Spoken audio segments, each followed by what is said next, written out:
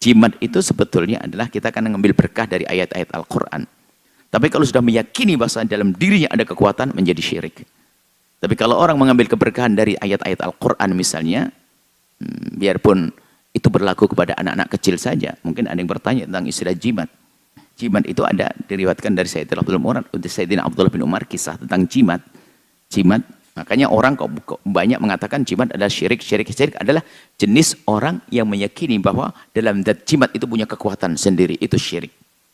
Akan tapi yang sifatnya tabarruk dengan ayat-ayat Al-Quran, dan itu terjadi pada anak-anak kecil pada zaman Sayyidina Abdullah bin Umar, misalnya digantungkan di lehernya tentang nama-nama, tentang ayat-ayat Al-Quran dan sebagainya, untuk penjagaan bagi anak-anak kecil, itu betul. Makanya jimat bukan sebuah kesyirikan dengan catatan tidak meyakini bahwa di dalam zatnya jimat itu ada kekuatan.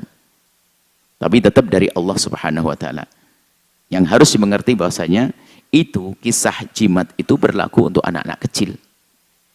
Karena anak kecil belum bisa membaca, maka digantungkan atau ditempelkan di tempatnya anak kecil. Tapi kalau sudah gede, bukan bawa jimat, bukan digantungin, dibaca zikirnya. Orang tua masih bawa jimat. Lah ini aneh lagi.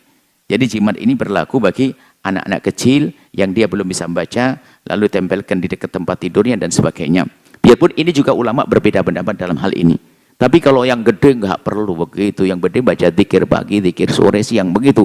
Anak gede pakai bacaan-bacaan apa itu? Orang gede membaca, bukan menyimpan.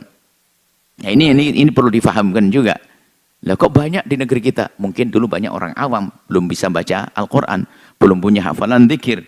Kalau sudah hafalan dibaca. Jadi qul a'udzu binas untuk tahassun, untuk tahsin, untuk menjaga diri kita di saat hendak tidur kita baca qul falaq, qul a'udzu binas, ayat kursi, itu dibaca kalau kita hendak tidur. Bukan ditulis lalu ditempelin di atas kepala kita, bukan. Itu untuk anak-anak kecil.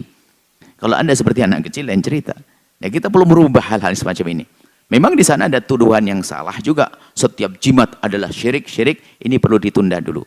Karena syirik itu nggak gampang.